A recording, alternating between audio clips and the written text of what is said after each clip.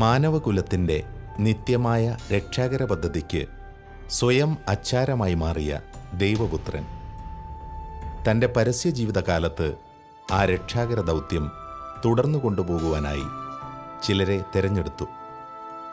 ഓരോ അവസരത്തിലും അവർക്കാവശ്യമായ പരിശീലനങ്ങളും ബോധ്യങ്ങളും നൽകി അവിടുന്ന് അവരെ തനിക്ക് അനുയോജ്യരായ ശിഷ്യരാക്കി വളർത്തുകയായിരുന്നു. 2 സഹസ്രാബ്ദങ്ങൾക്ക് ശേഷവും ആ വലിയ ദൈവിക പദ്ധതിയുടെ പിന്മുറക്കാരായി അനേകം ശുശ്രൂഷകർ മാനവരാശിയുടെ അന്ത്യം വരെയും തുടരേണ്ട ആ മഹത്തായ ദൗത്യത്തിൽ സ്വന്തം ജീവിതം സമർപ്പിച്ച് അവർ ഭാഗവാക്കുകളായി മാറുന്നു.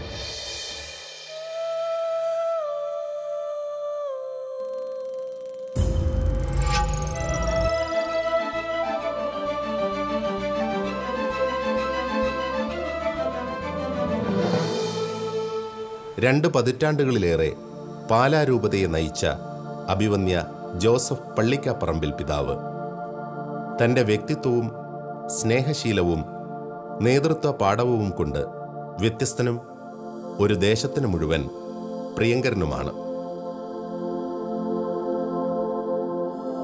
2017 ഏപ്രിൽ മാസം 90 വയസ്സ് പൂർത്തിയാക്കുന്ന അദ്ദേഹം തൻ്റെ പ്രവർത്തന വീഥികളിൽ ഇന്നും ഊർജ്ജസ്വലതയോടെ മുന്നേറുന്നു.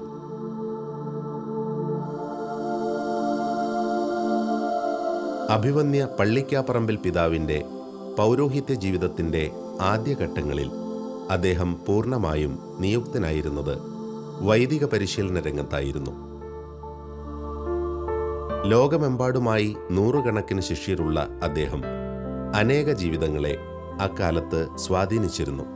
സെമിനാരി ജീവിതത്തെ ഏറെ സ്നേഹിച്ചിരുന്ന അദ്ദേഹത്തിന് പാലാരൂപതയുടെ സഹായമെത്രാൻ എന്ന വലിയ സ്ഥാനം അപ്രതീക്ഷിതവും ഒരു പരിധിവരെ അനാകർഷകവും ആയിരുന്നു. എങ്കിലും ദൈവഹിതമെന്ന തിരിച്ചറിവിൽ 1973 അദ്ദേഹം ആ പുതിയ ദൗത്യത്തെ ഏറ്റെടുക്കുകയായിരുന്നു. തുടർന്നുള്ള ഏതാനും വർഷക്കാലം പാലാരൂപതയുടെ ആദ്യമെത്രാൻ ഭാഗ്യസ്മരണാർഹനായ മാർ സെബാസ്റ്റ്യൻ വയലിൽ പിതാവിനൊപ്പം ചെലവഴിച്ച അനുഗ്രഹീതമായ നാളുകളെ അഭിവന്യ പിതാവ് സ്മരിക്കുന്നു.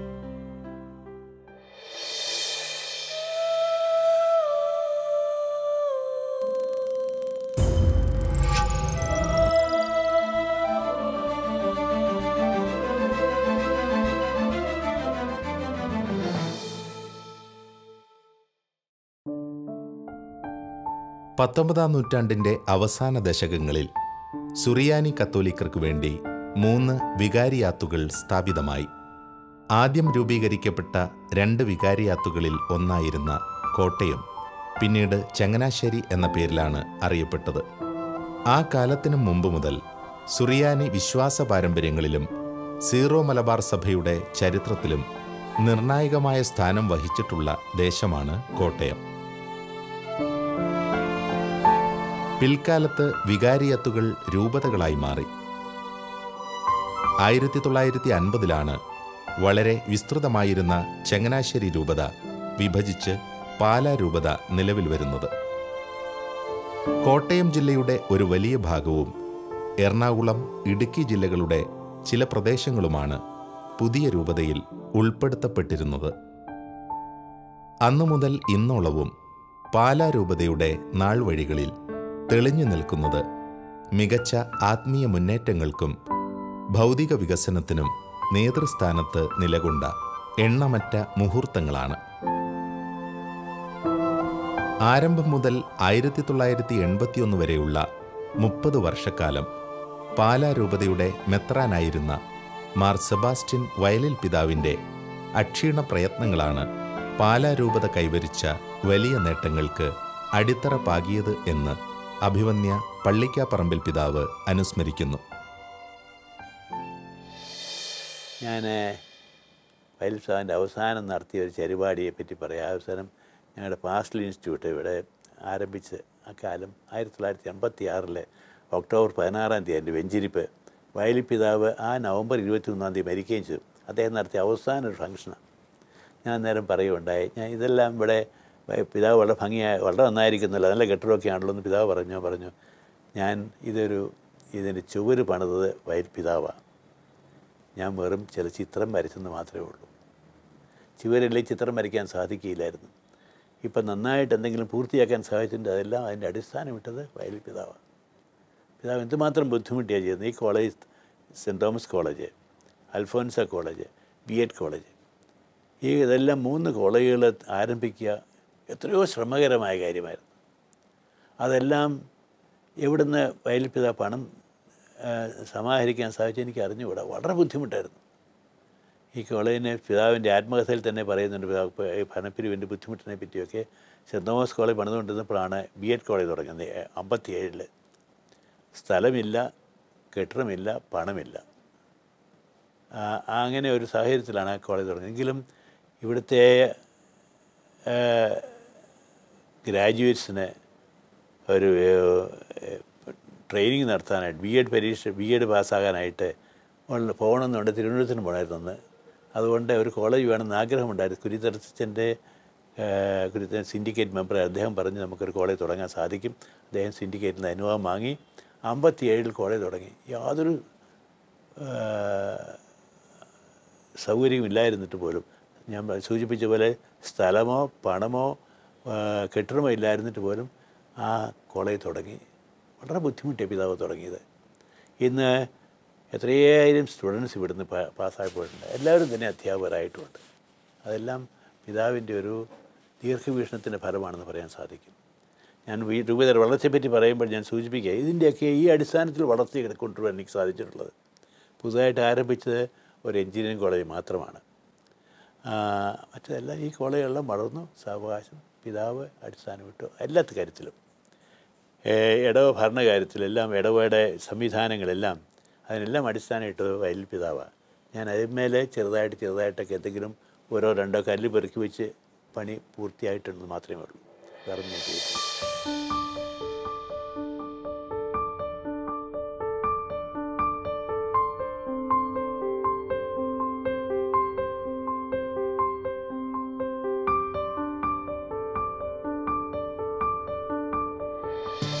അടിസ്ഥാന സൗകര്യ വികസനങ്ങൾക്കും കത്തോലിക്കർക്ക് പുറമെ പുറം ലോകവും ആഗ്രഹിച്ചിരുന്ന വിദ്യാഭ്യാസ രംഗത്തെ ഇടപെടലുകൾക്കും കാലാനുസൃതമായ സവിശേഷ ശ്രദ്ധ ചെലുത്തിയിരുന്ന വയലിൽ പിതാവിൻ്റെ പ്രവർത്തനങ്ങൾ പാലാ രൂപതയെ സമൂഹത്തിൽ നിർണായകമായ ഒരു സ്ഥാനത്തേക്ക് ഉയർത്തിയിരുന്നു.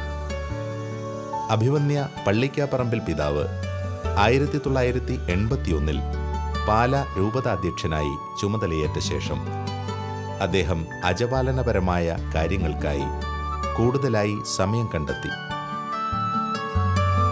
ഇടവകകൾ അടിസ്ഥാനമാക്കിയുള്ള സഭയുടെ സമഗ്രമായ വികസന പ്രവർത്തനങ്ങൾക്കാണ് പിതാവ് കൂടുതൽ ഊന്നൽ നൽകിയത്.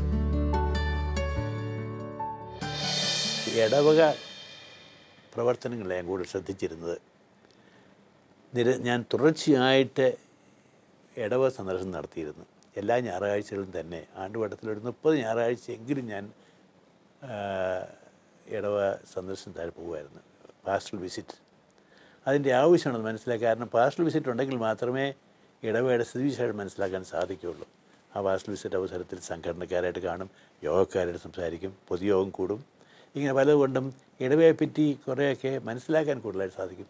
എന്തെങ്കിലുമൊക്കെ തിരുത്തൽ വരുത്തുവാൻ എന്തെങ്കിലുമൊക്കെ കൂടുതലായിട്ട് ചെയ്യാനുണ്ട്, ഇതിനെപ്പറ്റി വേണ്ട എല്ലാം അഭിപ്രായം അതിനെല്ലാം പ്രോത്സാഹനം നൽകുവാനെല്ലാം സാധിക്കുന്നുണ്ട്.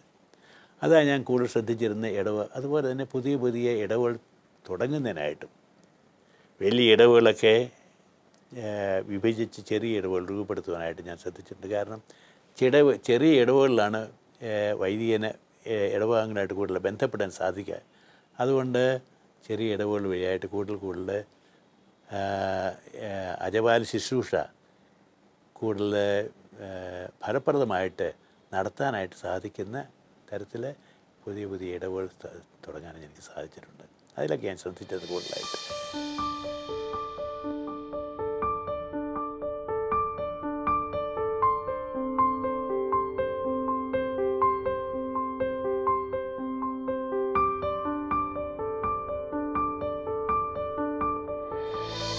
പാലാ രൂപത ആത്മീയമായും ഭൗതികമായും പക്വമായ വളർച്ചാഘട്ടത്തിലേക്ക് കടന്ന ഒരു കാലമായിരുന്നു 1980 ശേഷമുണ്ടായത്. ആ കാലഘട്ടത്തിൽ അഭിവന്യ പള്ളിക്കാപ്പറമ്പിൽ പിതാവിൻ്റെ നേതൃത്വത്തിൽ വളരെ ഭംഗിയായി രൂപത മുന്നേറുകയായിരുന്നു. ദൈവവിളികളുടെ കാര്യത്തിൽ ലോകത്തിന് മുഴുവൻ മാതൃകയാക്കത്തക്ക രീതിയിൽ പാലാ രൂപത കൈവരിച്ച നേട്ടങ്ങൾക്ക് പിന്നിൽ അഭിവന്യ പള്ളിക്കാപ്പറമ്പിൽ പിതാവ് സ്വീകരിച്ച നയങ്ങൾ തന്നെയായിരുന്നു. മതബോധന രംഗത്തും ഭക്തസംഘടനാ പ്രവർത്തനങ്ങളിലും ഇടവകകൾ കൂടുതൽ സജീവമായത് ആത്മീയ രംഗത്ത് വലിയ കുതിപ്പിന് കാരണമായി. കുഞ്ഞുങ്ങളുടെ വിശ്വാസ പരിശീലനം, സൺഡേ സ്കൂൾ പ്രവർത്തനങ്ങൾ, അതുപോലെ സംഘടനാ പ്രവർത്തനങ്ങൾ, ഇതിൽ KCS മുതലായ സംഘടനകൾ വിദ്യാർത്ഥികളെ സ്കൂളിലെ വിദ്യാഭ്യാസത്തോടൊപ്പം തന്നെ അവർക്കുള്ള ആധ്യാത്മിക പരിശീലനം, ആത്മീയ ആയിട്ടുള്ള വളർച്ച കിട്ടുന്നതിനായിട്ടുള്ള സംരംഭങ്ങളെല്ലാം അതിനായിട്ടാണ് സൺഡേ സ്കൂളിൽ പ്രവർത്തിച്ചുകൊണ്ടിരുന്നത്. കാറ്റഗിസം, അതുപോലെ തന്നെ സംഘടന KCS മുതലായ സംഘടനകൾ, ഭക്തസംഘടനകൾ, legion of Mary, mission league വളരെയേറെ ശക്തമായിട്ട് പ്രവർത്തിച്ച ഒരു രൂപതയാണ് പാലാ രൂപത. ഇവിടെയാണല്ലോ ആരംഭിക്കുക തന്നെ. അതുകൊണ്ട് ധാരാളം വളരെയേറെ ദൈവവിളികൾ ഈ രൂപതയിൽ ഉണ്ടാകാൻ സാധിച്ചിട്ടുണ്ട്. മിഷൻ ലീഗിൻ്റെ പ്രവർത്തനം ഇപ്പോൾ കുറച്ചൊരു മന്ദി ഭവിച്ചിട്ടുണ്ടെങ്കിലും മിഷൻ ലീഗ് വളരെ ശക്തമായിട്ട് പ്രവർത്തിക്കുന്നൊരു കാലഘട്ടത്തിലാണ് ഞാൻ ഇവിടെ ഒരു മിത്രനായിരുന്നത്. അതിൻ്റെയൊക്കെ വളരെ ഫലങ്ങൾ നമുക്ക് നേടാൻ സാധിച്ചിട്ടുണ്ട്. ഒരിക്കൽ ജർമ്മനിയിലെ ഈ മിഷൻ കാര്യങ്ങൾ പ്രവർത്തിക്കുന്ന ഒരു വൈദികനോട് വന്നപ്പോൾ എന്നോട് പറയുകയുണ്ടായി, ലോകത്തിലെ ഏറ്റവും കൂടുതൽ വൊക്കേഷനുള്ള രൂപത പാലായാണെന്ന്. അദ്ദേഹം ലോകത്തിലെ രൂപതകളെ പറ്റി ബന്ധപ്പെട്ടിരിക്കുന്ന ഒരാളാണ് പറയുക. അദ്ദേഹം പറയും ലോകത്തിലെ ഏറ്റവും കൂടുതൽ വൊക്കേഷനുള്ള രൂപതയാണ് പാലായെന്ന്. അതിൻ്റെയൊക്കെ ആ മിഷൻ ലീഗിൻ്റെയൊക്കെ പ്രവർത്തനം വഴിയായിട്ട് അതിൽ സാധിച്ച ഈ സംഘടനാ പ്രവർത്തനങ്ങൾ വിദ്യാർത്ഥികൾക്ക് അവരുടെ ജീവിതത്തെപ്പറ്റി, അവരുടെ ജീവിത അന്തസ്സിനെ പറ്റിയൊക്കെ ചിന്തിക്കുവാനും വൈദിക ജീവിതത്തിലേക്ക് കടന്നില്ല നമുക്ക് സാധിച്ചിട്ടുണ്ട്. അത് വലിയൊരു കാര്യമായിട്ട് ഞാൻ കാണുന്നത്. ഏറ്റവും കൂടുതൽ വൈദിക സംഭാവന ചെയ്തിട്ടുള്ളത് പാലാ രൂപതയാണ്.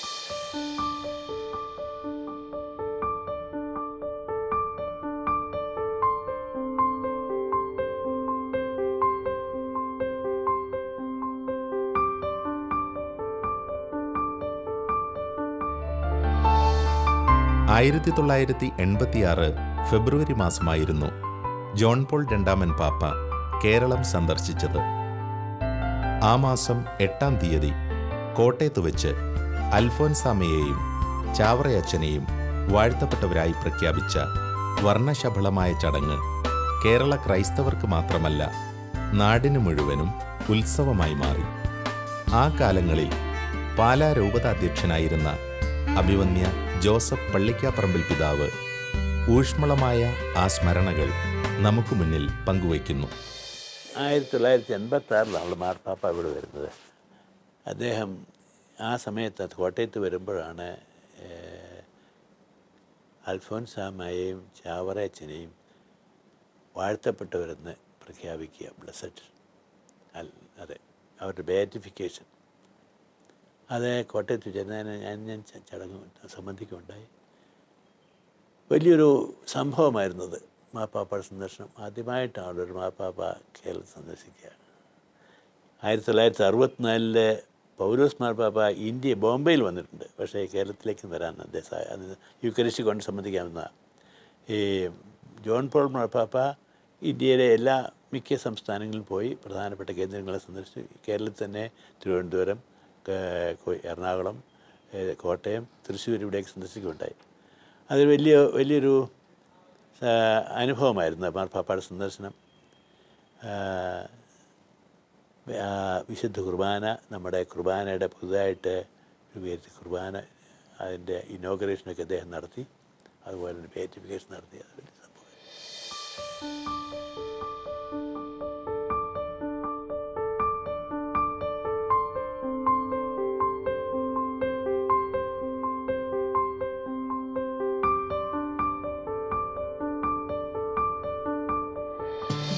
ആദ്യം സഹായമെത്രാനായും തുടർന്ന് രൂപത അധ്യക്ഷനായും 3 പതിറ്റാണ്ടുകൾ പിന്നിട്ട അഭിവന്യ പള്ളിക്കാപ്പറമ്പിൽ പിതാവ് 2004 തൻ്റെ 77ാമത്തെ വയസ്സിലാണ് ആ സ്ഥാനത്തു നിന്നും വിരമിക്കുന്നത്.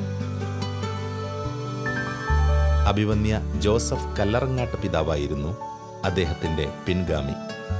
ഔദ്യോഗിക സ്ഥാനങ്ങളിൽ നിന്നും വിരമിച്ച് 13 വർഷങ്ങൾ പിന്നിടുമ്പോഴും തൻ്റെ ദിനങ്ങൾ വിശ്രമത്തിനായി മാത്രം നീക്കിവെക്കുവാൻ അദ്ദേഹം ഒരുക്കമല്ല. പ്രാർത്ഥനയ്ക്കും വായനയ്ക്കും എന്നതുപോലെ തന്നെ ഏറെ യാത്രകൾക്കും സന്ദർശനങ്ങൾക്കും അദ്ദേഹം സമയം കണ്ടെത്തുന്നു. 2004 എനിക്ക് സന്തോഷമുണ്ട്. ജോലിയിൽ നിന്ന് ഞാൻ 77 വയസ്സുണ്ടായിരുന്നു. ഞാൻ ജോലിയിൽ നിന്ന് വിരമിച്ചു. കല്ലറങ്ങാട്ട് പിതാവ് ജോലി ഉത്തരവാദിത്തം ഏറ്റെടുത്തു.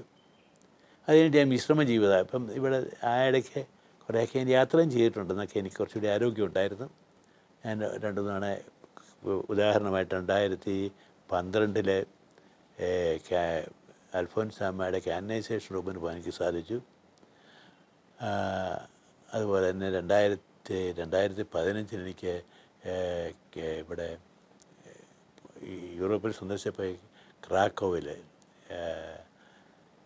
ജോൺ ബോൾ മാർപ്പാപ്പയുടെ ജന്മസ്ഥലത്തും അതുപോലെ തന്നെ അദ്ദേഹത്തിൻ്റെ രൂപതയിലും ഒക്കെ പോകാൻ സാധിച്ചു. പോളണ്ടിൽ ഈ റിട്ടയർമെൻറ്റ് കാലഘട്ടത്തിലുള്ള അനുഭവങ്ങൾ ഇതെല്ലാം പല 2-3 യാത്ര ചെയ്തിട്ടുണ്ട് ഞാൻ. ഇങ്ങനെ അല്ലെങ്കിൽ ഞാൻ സ്വസ്ഥമായിട്ട് ഇവിടെ തന്നെ കഴിയുകയാണ്. മറ്റേ വേറെ ഒന്നും കുറച്ചൊക്കെ വായനയും പ്രാർത്ഥനയായിട്ട് ജീവിക്കുന്നു.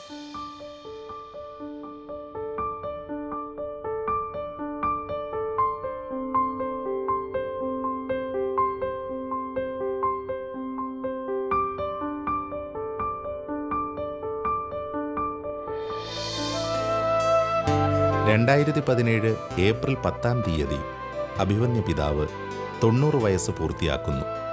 അടുത്ത വർഷം പൗരോഹിത്യ സ്വീകരണത്തിൻ്റെ 60 ആണ്ടുകളും തികയ്ക്കുന്ന അദ്ദേഹം മെത്രാഭിഷിക്തനായിട്ട് 44 വർഷങ്ങൾ പിന്നിടുന്നു. പിന്നോട്ട് തിരിഞ്ഞു നോക്കുമ്പോൾ പിതാവിന് പങ്കുവയ്ക്കാനുള്ളത് ദൈവകൃപയുടെയും അവിടുത്തെ പരിപാലനയുടെയും എണ്ണമറ്റ അനുഭവങ്ങളാണ്. ദൈവപരിപാലനയുടെ തണലിൽ താൻ കടന്നുപോയ വഴികളിൽ നിന്നെല്ലാം തികഞ്ഞ സംതൃപ്തിയാണ് അനുഭവവേദ്യമായിരുന്നത് എന്ന് അദ്ദേഹം ഓർമ്മിക്കുന്നു. വയൽ പിതാവ് ആത്മകഥ എഴുതിയപ്പോൾ അദ്ദേഹം അതിൻ്റെ പേര് കൊടുത്തിരുന്നത് നിൻ്റെ വഴികൾ എത്രയോ സുന്ദരം, ദൈവത്തിൻ്റെ വഴികൾ എത്രയോ സുന്ദരം എന്നാണ്. ദൈവത്തിൻ്റെ വഴികളല്ലേ, നിൻ്റെ വഴി എത്രയോ സുന്ദരം. ഇത് തന്നെ എനിക്കും അനുഭവം. ദൈവം കാണിച്ചത് വഴികൾ വളരെ സുന്ദരമാണ്, മനോഹരമാണ്, സന്തോഷകരമായ ജീവിതമാണ്. അതുകൊണ്ട് അർത്ഥമാകുന്നില്ല പ്രയാസങ്ങളോ ബുദ്ധിമുട്ടുകളോ വേദനകളോ ഇല്ലെന്നല്ല ഞാൻ സൂചിപ്പിക്കുക. ഇതൊക്കെ ജീവിതത്തിൻ്റെ ഭാഗങ്ങളാണ്. യാതൊന്നും ജീവിതത്തിൽ യാദൃശ്യമായി സംഭവിക്കുന്നില്ല എന്ന് വിശ്വസിക്കുന്ന ഒരാളാണ് ഞാൻ. എല്ലാം ദൈവത്തിൻ്റെ പരിപാലനയുടെ ഭാഗമാണ്. അവയെല്ലാം അങ്ങനെ കാണാനും സ്വീകരിക്കുവാനും സാധിക്കണം. ബുദ്ധിമുട്ടുകളുണ്ടാകുമ്പോൾ, അസുഖങ്ങളുണ്ടാകുമ്പോൾ, പ്രയാസങ്ങൾ മറ്റൊരു എന്തെങ്കിലുമൊക്കെ നമ്മുടെ പ്രവർത്തനങ്ങളിലെ പ്രതിബന്ധങ്ങളുണ്ടാകുമ്പോൾ, അത് എതിർപ്പുകളുണ്ടാകുമ്പോൾ, തെറ്റിദ്ധാരണകളുണ്ടാകുമ്പോൾ, ഇതൊക്കെ ജീവിതത്തിൽ ഇപ്പോൾ എല്ലാവർക്കുമൊക്കെ ഉണ്ടാകുന്ന അനുഭവം ഒരു തരത്തിൽ മറ്റൊരു തരത്തിലുണ്ടാകുന്ന അനുഭവങ്ങളാണ്. അതിനൊന്നും ആരും അതിൽ നിന്നും മാറി നിൽക്കാൻ സാധിക്കുകയില്ല. പക്ഷേ ഇവിടെയെല്ലാം ദൈവം നമ്മെ കൈവിടുത്ത് നടത്തുന്നുള്ള ബോധ്യത്തോട് ജീവിക്കാൻ എനിക്ക് സാധിച്ചിട്ടുണ്ട്. എനിക്ക് അനുഭവപ്പെട്ടിട്ടുണ്ട്. ഏതെല്ലാം പ്രയാസങ്ങളുണ്ടായിട്ടുണ്ട് അവിടെയൊക്കെ അതിൻ്റെ പരിസമാപ്തി നന്നായിട്ടുണ്ടായിട്ടുണ്ട്. അതിൻ്റെ അവസാനത്തിൽ എപ്പോഴും സന്തോഷിക്കാൻ സാധിച്ചിട്ടുണ്ട്. കാരണം ഞാൻ എൻ്റെ അഭിപ്രായം അനുസരിച്ച് മാത്രം എല്ലാ കാര്യങ്ങളും ചെയ്യാൻ ഞാൻ ആഗ്രഹിച്ചിട്ടില്ല. ഞാൻ എന്തെങ്കിലുമൊക്കെ പ്രയാസങ്ങളും ബുദ്ധിമുട്ട് എല്ലാ കാര്യങ്ങളും ആലോചിച്ചാണ് ചെയ്യുന്നത്. ഞങ്ങളുടെ ആലോചനക്കാരുമായിട്ട് കൂടെ സഹപ്രവർത്തകരായ വിധികാരൻ്റെ ആൾമാർ, അതുപോലെ തന്നെ മറ്റേ ചാൻസലർ, ഈ പ്രൊക്രേറ്റീവരൊക്കെ ഇവിടെ ഉണ്ടല്ലോ, ഇവിടെ താമസിക്കുന്നവർ, അവരുമായിട്ടൊക്കെ എല്ലാ കാര്യങ്ങളും എല്ലാ ദിവസവും തന്നെ ഞങ്ങൾ ഒരുമിച്ച് കൂടും, ചിന്തിക്കും, ഓരോ പ്രശ്നങ്ങളെപ്പറ്റി ചർച്ച ചെയ്യും, എങ്ങനെ തീരുമാനം എടുക്കേണ്ടെന്ന് പറയും. അതുകൊണ്ട് ഒരു കാര്യവും എൻ്റെ മനസ്സിൽ തോന്നിയ തരത്തിൽ മാത്രം ചെയ്തിട്ടില്ല. എല്ലാവരുടെ അഭിപ്രായം പറഞ്ഞിട്ട് അവരെല്ലാം ഏറ്റവും നല്ല എന്തെന്ന് സ്വീകരിച്ച് പ്രവർത്തിക്കാൻ പരിശ്രമിച്ചിട്ടുണ്ട്. അതുകൊണ്ട് പ്രയാസങ്ങളെ നേരിടാൻ എനിക്ക് സാധിച്ചിട്ടുണ്ട് സന്തോഷത്തോടുകൂടി. അവരെന്നെ വളരെ നമ്മുടെ വൈദികർ പ്രത്യേകിച്ചും എത്രയോ വലിയ സപ്പോർട്ട് എനിക്ക് നൽകിയിട്ടുണ്ട് ഞാൻ ഓർക്കുകയാണ്. എൻ്റെ അവരോടുള്ള പെരുമാറ്റത്തിന് നന്മ കൊണ്ട് മാത്രമല്ല, അവരുടെ നന്മ കൊണ്ടാണ് എന്ന് ഞാൻ വിചാരിക്കുന്നു. ഇവിടുത്തെ വൈദികരെപ്പോഴും എനിക്ക് എല്ലാ കാര്യത്തിലും പൂർണ്ണ സപ്പോർട്ട് നൽകിയിട്ടെന്ന് എനിക്ക് പറയാൻ സാധിക്കും. അതുകൊണ്ടാണ് ഞാൻ പറഞ്ഞല്ലോ VHV അത് ഈ ജീവിതത്തിൽ എനിക്ക് സന്തോഷമുണ്ടായിട്ടുള്ളത്.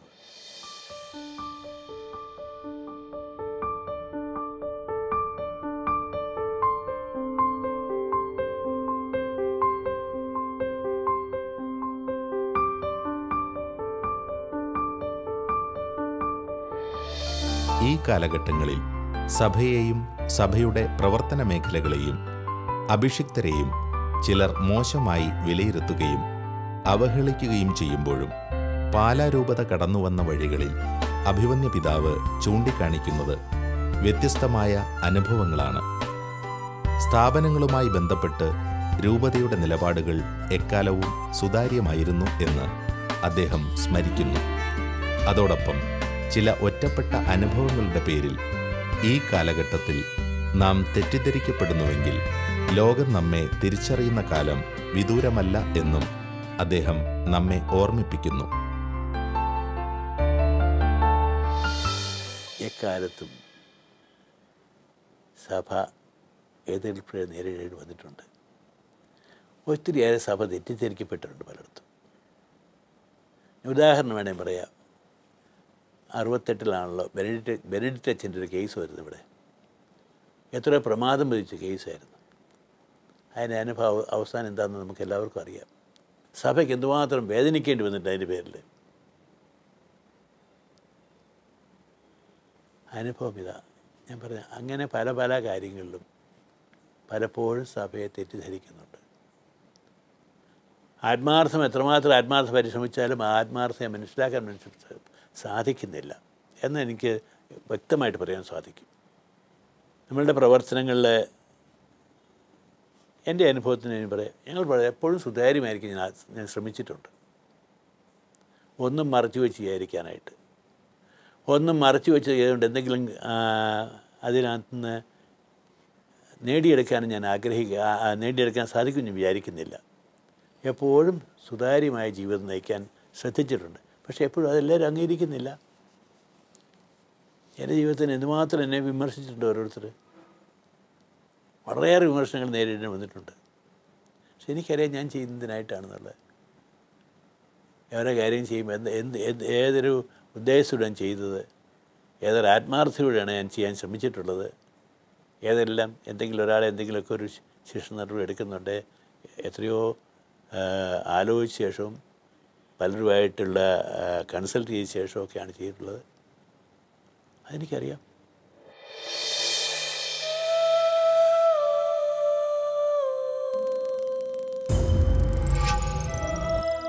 വിദ്യാഭ്യാസ സ്ഥാപനങ്ങൾ, അധ്യാപന നിയമനങ്ങൾ എപ്പോഴും ചില ആദർശങ്ങൾ മുറുകെ പിടിക്കുന്ന ആഗ്രഹത്തിൻ്റെ പേരിൽ അധ്യാപന നിയമത്തിലൊക്കെ വളരെ നിഷ്ഠയോടുകൂടി യാതൊരു തരത്തിലുള്ള ഒരു ആരോപണം ഉണ്ടാകുന്ന ആഗ്രഹത്തിൻ്റെ പേരിൽ വസ്തുനിഷ്ഠമായിട്ടെല്ലാം ഭംഗിയായിട്ട് ചെയ്യാനായിട്ട് ഞാൻ പരിശ്രമിച്ചിട്ടുണ്ടെന്ന് എൻ്റെ വിചാരം.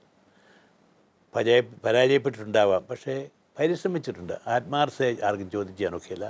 എല്ലായിടത്തും എപ്പോഴും അധ്യാപക നിയമനത്തിൽ ഇന്ന് പലപ്പോഴും പറയാറുണ്ടല്ലോ കറപ്ഷനൊക്കെ ഉണ്ടെന്നല്ല. ഞങ്ങൾ വളരെ ആ കാര്യത്തിലൊക്കെ വളരെ സൂക്ഷിച്ചാണ് ചെയ്യുന്നത്. വിദ്യാർത്ഥി കോളേജിലും സ്കൂളിലൊക്കെ വിദ്യാർത്ഥി പ്രവേശനത്തിനും അധ്യാപകരുടെ നിയമനത്തിനും എപ്പോഴും ആ ധാർമ്മിക നിലവാരം പുലർത്തിക്കൊണ്ടുവരാൻ സാധിച്ചിട്ടുണ്ട്. സന്തോഷകരമായ കാര്യം.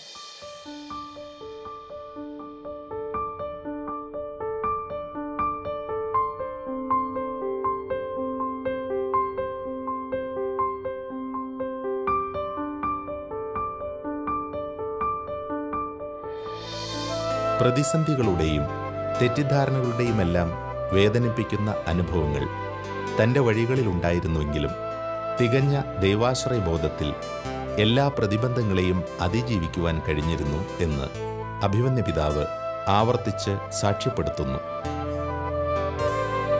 കൂടെയുണ്ടായിരുന്നവരുടെ തികഞ്ഞ സഹകരണവും സ്നേഹവും എന്നും പിൻബലമായിരുന്നു എന്നും അദ്ദേഹം ഓർമ്മിക്കുന്നു. ഇനിയും ഒരിക്കൽ കൂടി ഇതേ വഴികളിലൂടെ നടക്കേണ്ടി വന്നാൽ തിരുത്തുവാൻ ഒന്നുമുണ്ടാവില്ല എന്ന അദ്ദേഹത്തിൻ്റെ വാക്കുകളിൽ ഒരു തികഞ്ഞ ശുശ്രൂഷകന്റെ ചാരിതാർത്ഥ്യമുണ്ട്. നമ്മൾ വിമർശിക്കപ്പെടും, കുറ്റവാളികളായി വിധിക്കും മറ്റുള്ളവർ. എങ്കിലും ഇതൊക്കെ ജീവിതത്തിൻ്റെ ഭാഗമാണ്. അതുകൊണ്ട് ഞാൻ തിരിഞ്ഞു നോക്കുമ്പോൾ എനിക്ക് സംതൃപ്തിയുണ്ട്. ആത്മാർത്ഥമായിട്ട് എല്ലാ കാര്യങ്ങളും സുതാര്യമായിട്ട് എല്ലാ കാര്യങ്ങളും ചെയ്യുവാനായിട്ട് ശ്രദ്ധിച്ചിട്ടുണ്ട് എന്നുള്ളൊരു സംതൃപ്തി. ഇന്ന് ഒരിക്കൽ കൂടി ആ ജീവിതം നയിക്കണമെന്ന് വേണ്ടി വന്നാൽ ഒന്നും തിരുത്തേണ്ടി വരുന്നതായിട്ട് എനിക്ക് തോന്നിയിട്ടില്ല.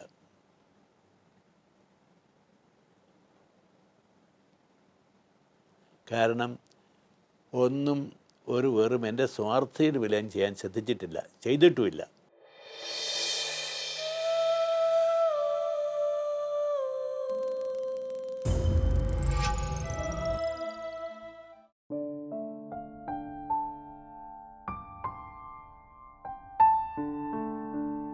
ഒരായുഷ്കാലം മുഴുവൻ പൂർണ്ണബോധ്യത്തോടെ ദൈവത്തിനായി സമർപ്പിച്ച അവിടുത്തെ പ്രിയങ്കരനായ ഒരു ശുശ്രൂഷകൻ.